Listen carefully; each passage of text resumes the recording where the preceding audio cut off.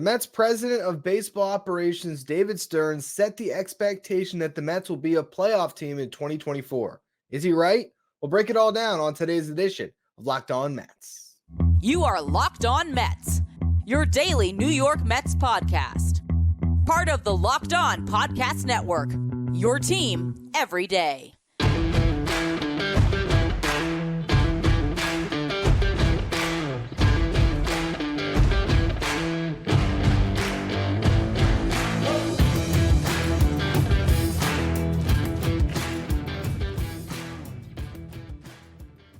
Hello to all you amazing Mets fans. You're watching Locked On Mets, part of the Locked On Podcast Network, your team every day. I'm your host, Ryan Finkelstein. If you want to find any of my work, follow me on X, Finkelstein Ryan. You can also find some of my writing at justbaseball.com, where I work as the managing editor. Today's episode is brought to you by FanDuel. Make every moment more. Right on new customers, get $150 in bonus bets guaranteed when you place a $5 bet. Visit FanDuel.com/lockedon to get started. Andy Martino had a sit-down with David Stearns, about a 6-minute video interview that you can find over at SNY, and there was a lot of interesting things said, but the biggest takeaway that I think a lot of us had when they watched that video is that David Stearns said the Mets are going to be a playoff team.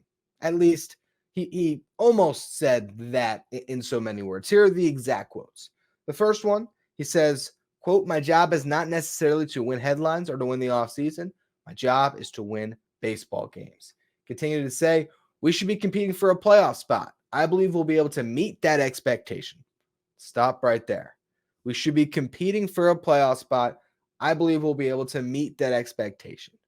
Now, every team is competing for a playoff spot in April, but he takes it a little bit further when he says, and we should have exciting baseball in September and October for our fans to be proud of.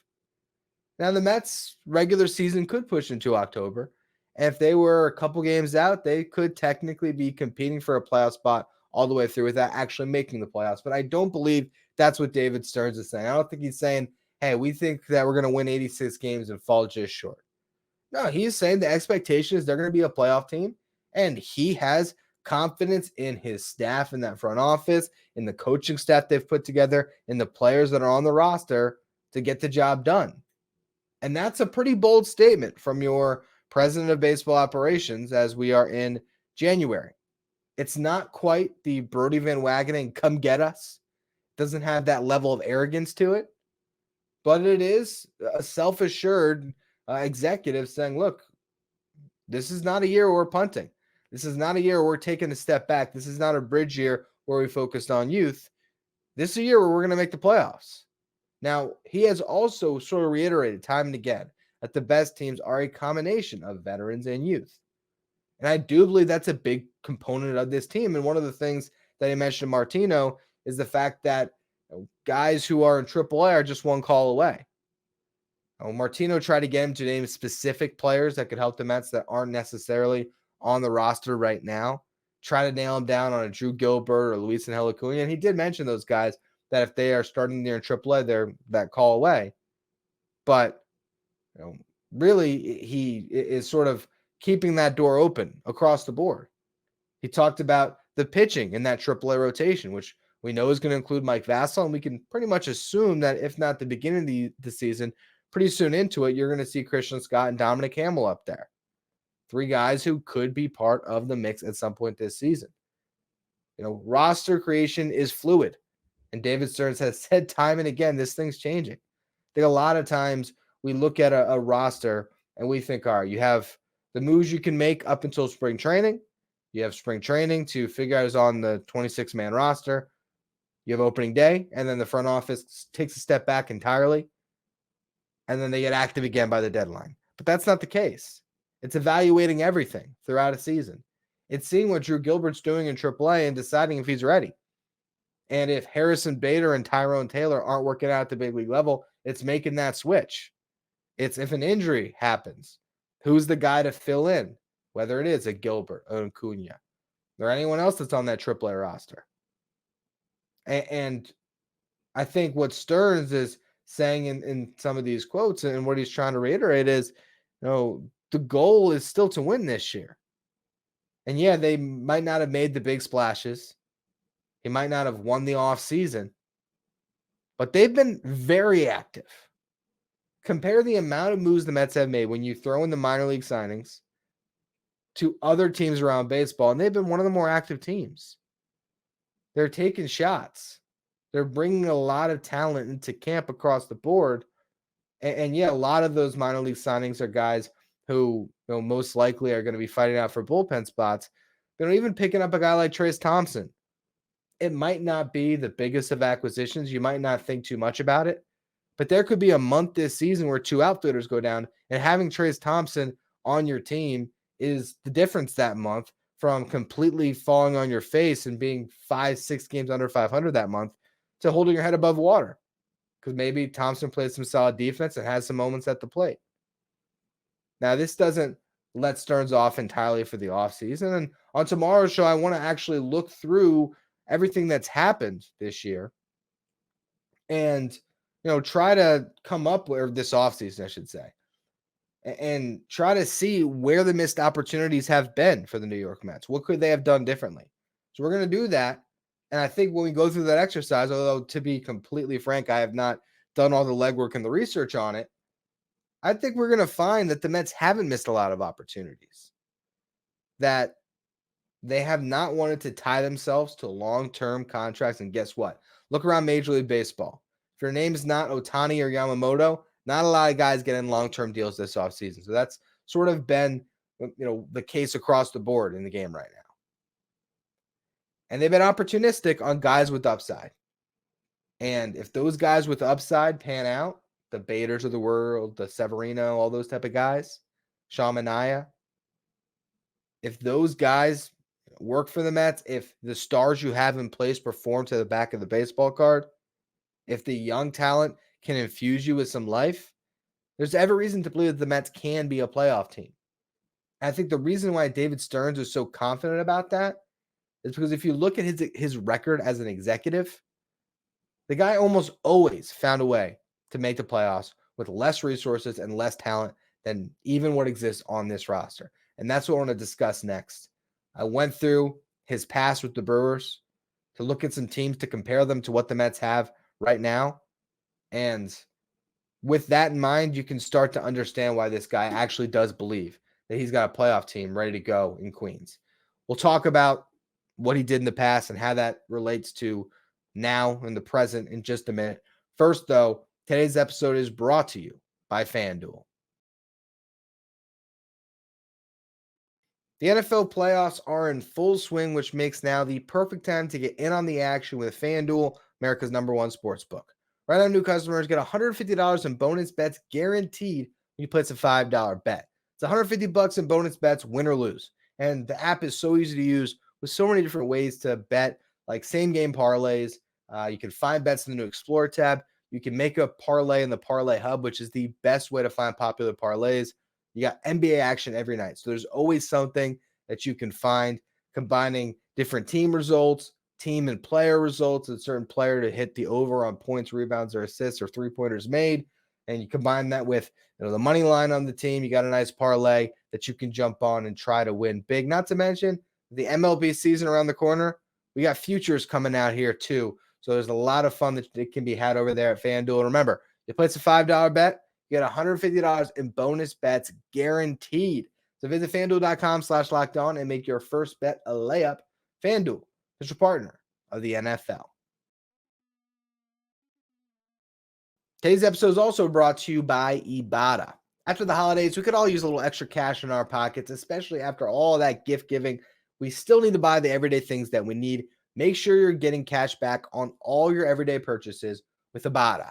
Ibotta is a free app that gives you the most cash back every time you shop on hundreds of items from groceries to beauty supplies to toys. So you can make sure that you're beating inflation no matter what you're purchasing. The average Ibotta user earns $145 a year. That could cover the cost of an entire trip to the grocery store, can get you some tickets to on a plane or even, tickets to a Mets game. Other apps give you points that don't amount to much. Ibotta gives you cash. Upload your receipt and you get real cash that you can cash out to your bank account, to PayPal, or with gift cards. You can join the over 50 million savers and earn cash back every time you shop from over 2,700 brands and retailers, including Lowe's, Macy's, Sephora, Best Buy, and more. Right now, Ibotta is offering our listeners $5 just for trying Ibotta by using the code LOCKEDONMLB when you register. Just go to the App Store, Google Play Store, download the free Ibotta app to start earning cash back, and use that code LOCKEDONMLB. That's Ibotta, IBOTTA, the Google Play or App Stores, and use the code LOCKEDONMLB. Now, why do you think David Stearns is so confident in his ability to lead the Mets to the playoffs in his first year calling the shots as the president of baseball operations? Look back at his track record with the Brewers. Comes in after the 2015 season. The Brewers were a 69-win team. 2016, not a massive jump. They went from 69 wins to 73 wins, but Stearns made some pretty good moves, right? The team in 2015, their best two players were Adam Lind and Ryan Braun. The starting rotation had Jimmy Nelson, Kyle Loesch, Matt Garza, Taylor Jungmann, Mike Fiers, and Willie Peralta. 2016 offseason, he makes a trade for Jonathan VR, who goes on to steal 63 bases and posts an 826 OPS, hits 19 bombs. He also signs Chris Carter, who was coming off a bad year with the Astros, goes on to lead the National League with 41 home runs for the Brewers. Both of those players saw a near 70-point jump in their OPS. He claimed Junior Guerra off of waivers. Guerra was a relief pitcher at the time, hadn't established himself at the big leagues at all, 4 innings, hadn't pitched well. Off of waivers, he pitches to a 2.81 ERA that year in 20 starts.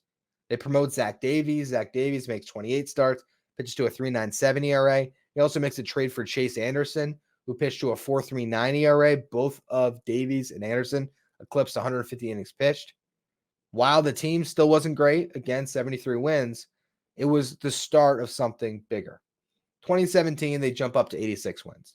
That offseason, Stearns signs Eric Thames from the NPB, who would go on to hit 31 home runs. He trades for Travis Shaw from the Red Sox, who had hit 16 home runs and had 726 OPS the year prior. Comes to the Brewers, hits 31 bombs, has an 862 OPS. He still had Jonathan VR in place from the previous year. Orlando Arcia took a more full-time role, became the starting shortstop, sliding VR over. Domingo Santana had a breakout season, hit 30 pumps. He had acquired Manny Pena in 2016. He had a great year in 2017 behind the dish. Anderson pitched to a 2.74 ERA. Davies had 3.90 ERA, 191 and a third innings pitched, 17-9 record. Jimmy Nelson was a longtime fixture. He had a great year. Josh Hader made his debut. He became a real weapon out of the pen. They missed the wild card by a single game that year.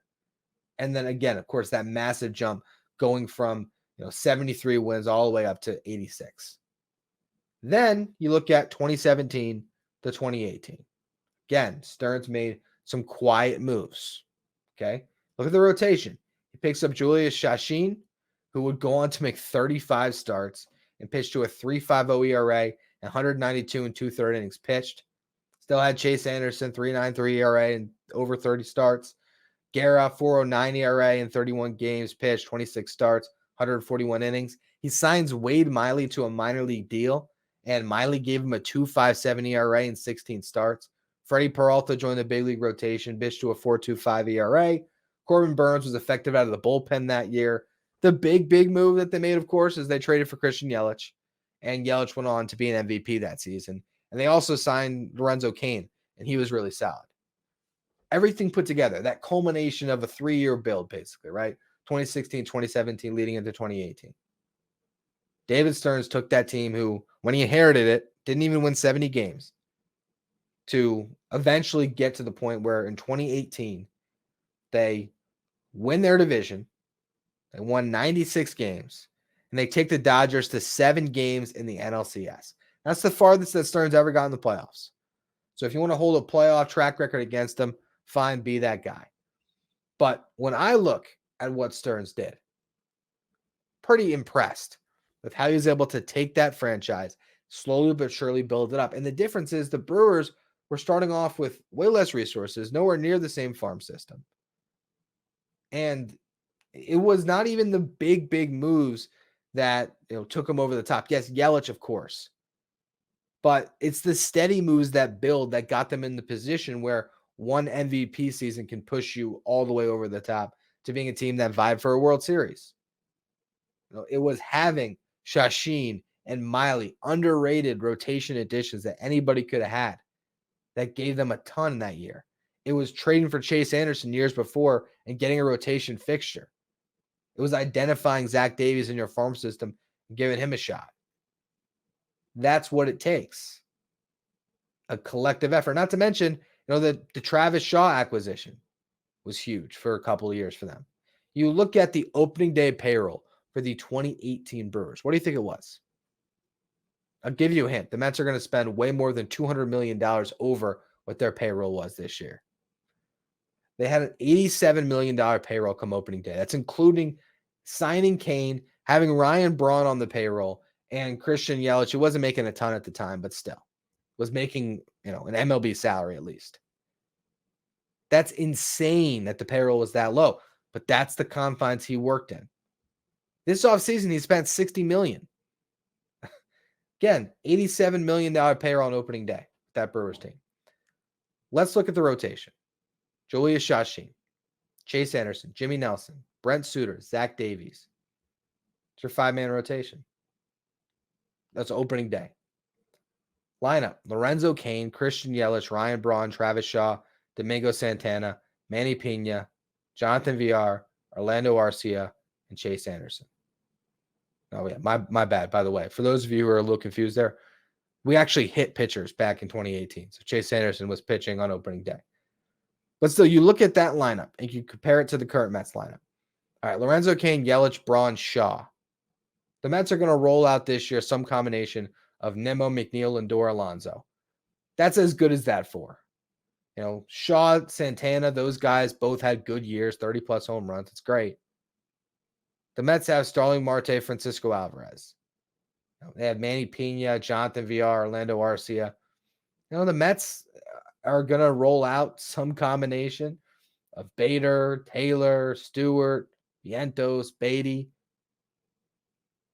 You can make an argument this Mets team on paper come opening day looks as talented, if not more talented, than that team. And that's just because they have so much more star power on this roster with Alonso, Lindor, Nimmo, McNeil to a certain extent, Marte even, guys that have made all-star games. Look at a rotation, compare the two. Kodai Senga comes in with way more acclaim than any of those guys in that Brewers rotation. Quintana, Severino, Minaya are in line with some of the guys that they had success with in Milwaukee. You find a way to get value from those types of pitchers. Hauser, a guy that's literally an implant from the Brewers now. Stearns knows how to build a winner.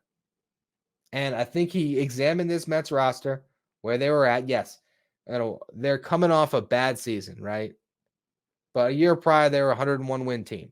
The Mets are probably somewhere in the middle.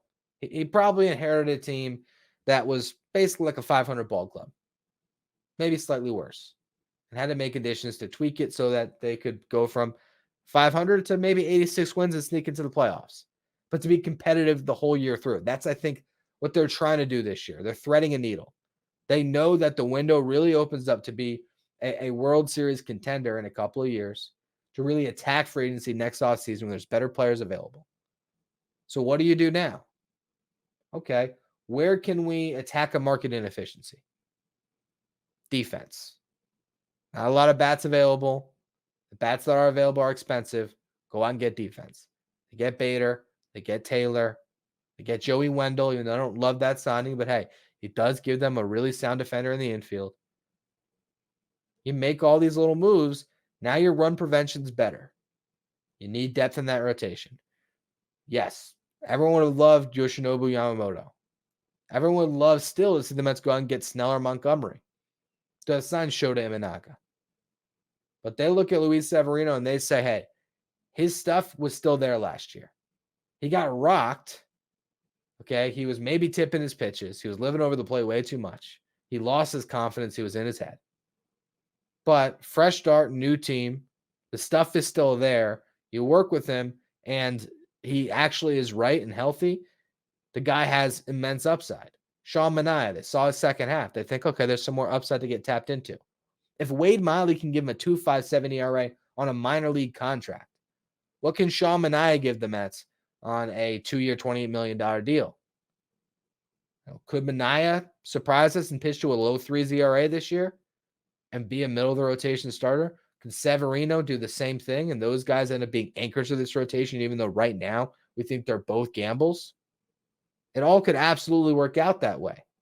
And then when he examines the minor leagues, the reason why the Mets might not be trying to get more depth in that rotation is because maybe they are starting to believe more and more in a guy like Christian Scott or Mike Vassell.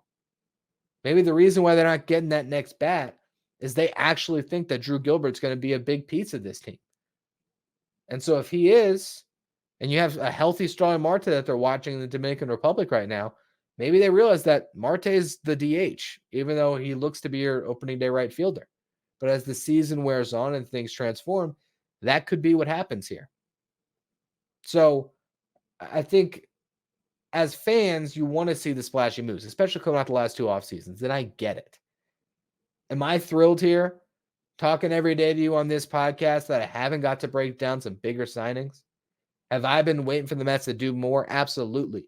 Did I have bigger visions for what I thought the Mets were going to do? If we rewind back to early November and to what we've now seen all these months later, of course I thought they were going to do more. But I said it in the beginning. When they got David Stearns, I said this is the biggest acquisition that they could have made.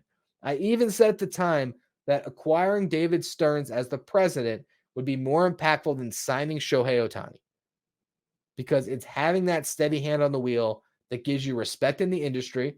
Look at all the talented executives that flock to the Mets to take on lesser roles once Stearns was in place. All of a sudden, they're poaching the head of scouting from the Astros.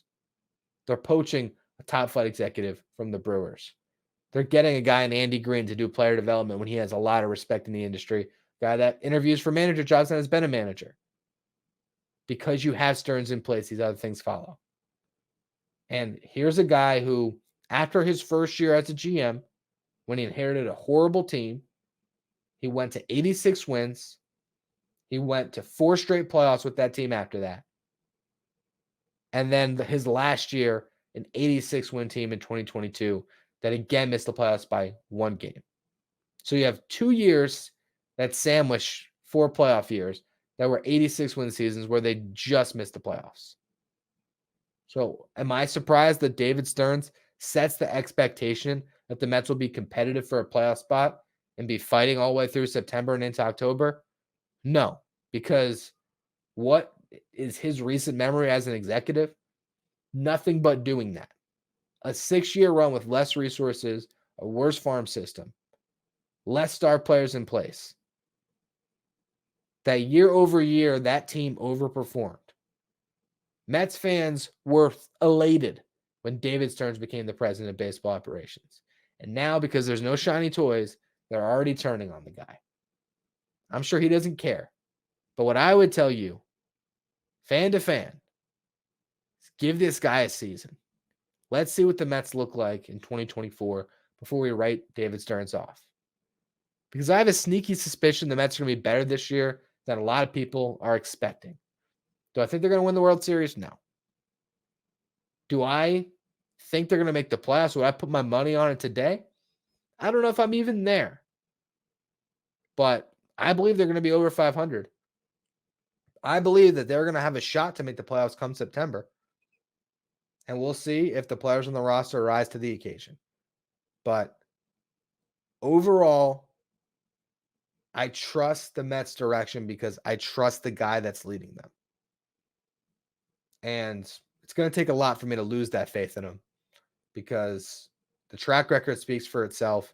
And personally, I'm always pretty impressed every time he opens his mouth in one of these media availabilities because he seems to be in control. Again, Brodie Van Wagenen had that bravado, come get us. To me, that's a lot different than quiet confidence saying, we expect to be vying for a playoff spot, and we think we'll meet those expectations. I like it, and we'll just see what the picture looks like come opening day and how much it evolves throughout the season to where Some of these little acquisitions that you're not thinking too much about, you pick up a Kyle Crick on a minor league deal, and he ends up being a stud in the bullpen. You never know. Adrian Hauser maybe overperforms. Tyrone Taylor. We'll see how they all end up shaking out. But some of those, little signings are probably diamonds in the rough, and we'll learn that in 2024. Anyway, to close the show today, Baseball Prospectus came out with their top 101, and 5 Mets made the list. I'll break down who they are and where they stack up in just a minute. First, though, today's episode is brought to you by Jase Medical.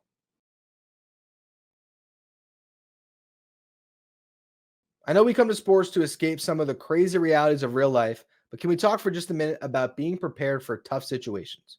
Whether you're on extended travel, if you're bracing for a major weather event, or if you're limited by yet another supply shortage, you are covered with Jase Medical, who provides you with life-saving antibiotics and a long list of daily medications that can be ordered in a 1-year supply, even ED generics like Cialis or Viagra. Jase Medical also has the Jase Case.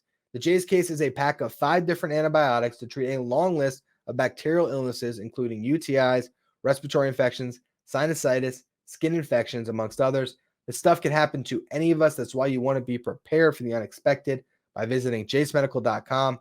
There you can complete your physician encounter. It'll be reviewed by a board-certified physician.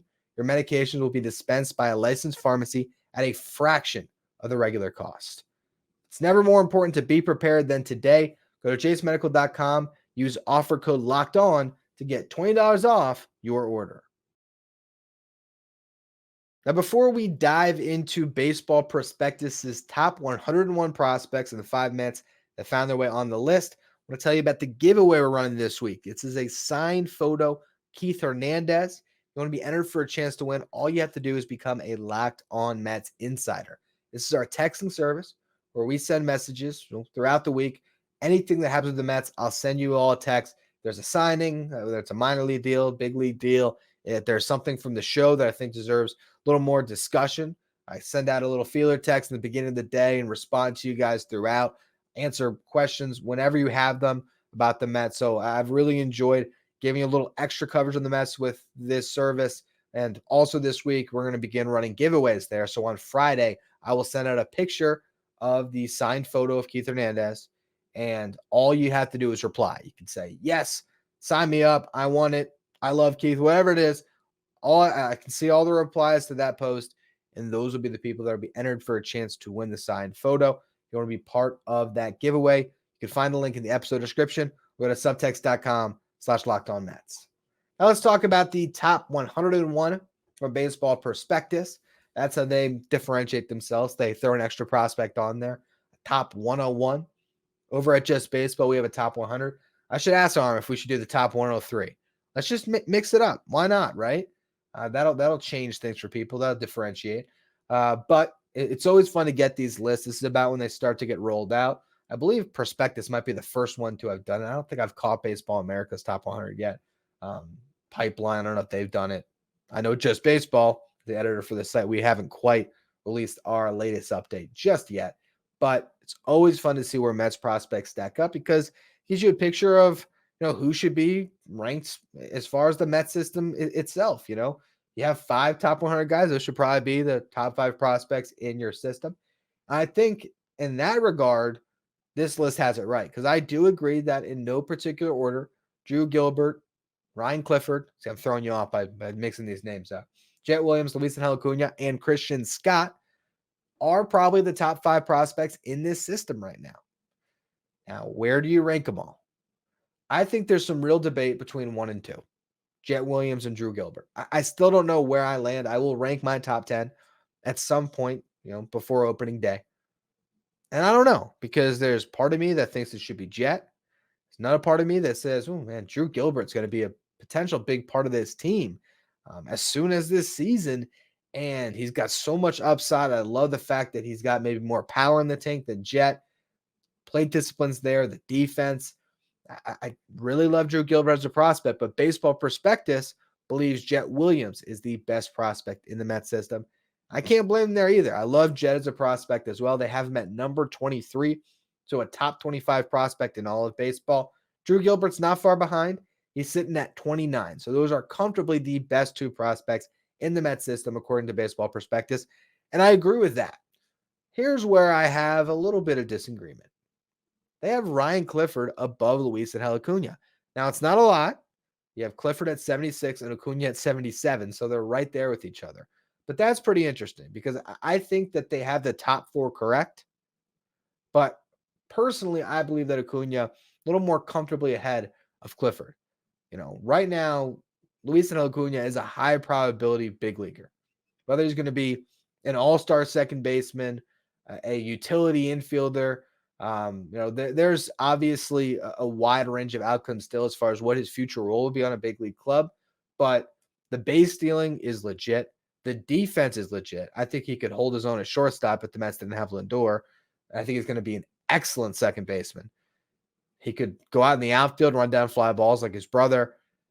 There's not the same power that his brother has in the tank, but he might be able to sneak out 15 bombs at some point, if not even push for 20 as the best possible outcome. Again, there is sort of a wide range of things that could happen with Acuna, but I know pretty comfortably that he's going to be in the big leagues at some point in the next 2 years. Ryan Clifford has amazing power to dream on, but he also has, some tendency to strike out. So there is a chance that Clifford doesn't become a big leaguer. There's still that wider range of outcomes. But again, for Baseball Prospectus, they're probably betting on the upside of Clifford, and that's why they rank him ahead of Acuna. I do think those are the top four prospects in the Mets system right now, which is crazy because you acquired 3 of them at the deadline last year in those 2 trades for Scherzer and Verlander. That just shows you the value of what the Mets did last year, that you added 3 top 100 prospects. That's pretty awesome. Now, the 5th guy from the Mets on this list is Christian Scott at 88. And that's pretty amazing to see that he's become a top 100 prospect. Last year, he might not even been in the Mets top 20. I've been banging the drum for Christian Scott for some time, partially because, he grew up in a similar area to me. I've been aware of Christian Scott since he was a kid, like 4 years younger than me. I think 4 years younger than me. Was he 25, 24? Maybe 3 years. Regardless, we had the same pitching coach, actually. So, there are some connections to Christian Scott where, I have some bias. I'm not going to lie about that. But also, the guy's got an awesome fastball. I think he has a really good chance to impact the Mets as soon as this season. But to see him on a top 100 list, I can't even say I would have thought that was going to happen. I think pretty comfortably right now, these should be the top 5 prospects in the Mets system. I agree with that wholeheartedly. And I don't know enough about prospects to rank a top 100. I only know the Mets system. But to see him crack a top 100 list, that's pretty awesome.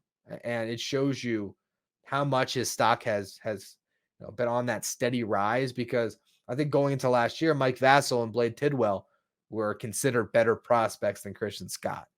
And now those guys aren't on this top 100 list and Scott is. I don't think that those guys are necessarily close to being top 100 prospects.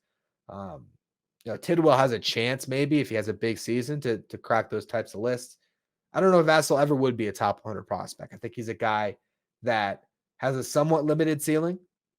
It's not bad to be maybe capped at being, best case scenario, a 4th starter and, probably be more of a 5th starter, potential swing man.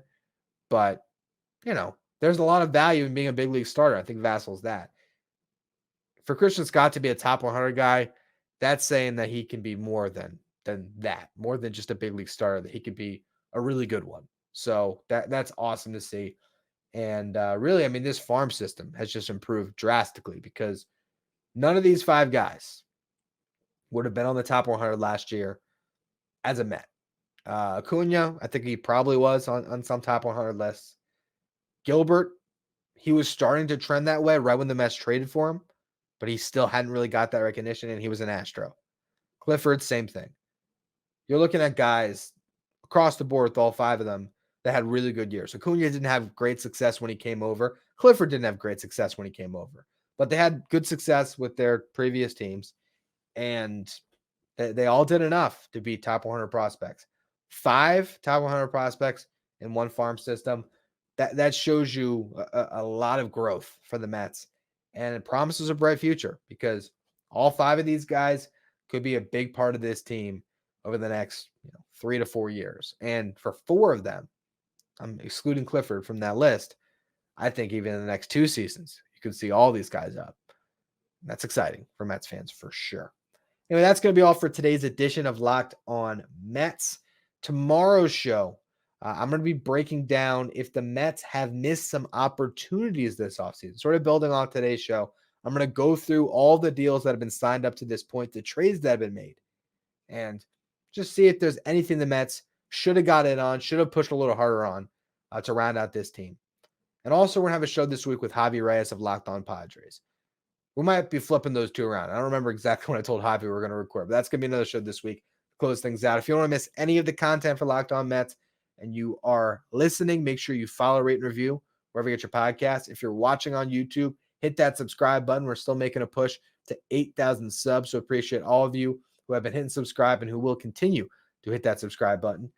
Follow me on X at Finkelstein Ryan. Follow the show at Locked On Mets. If you want to get in on the Keith Hernandez autograph giveaway, find the information in the episode details. Subscribe to be a Locked On Mets insider. And also now, that you're all done with the show, head over to the first ever 24/7 streaming channel that covers everything in the world of sports. And that is Locked On Sports Today with our local experts from every team and our league-wide experts from each league. You can find Locked On Sports Today streaming 24/7 on YouTube.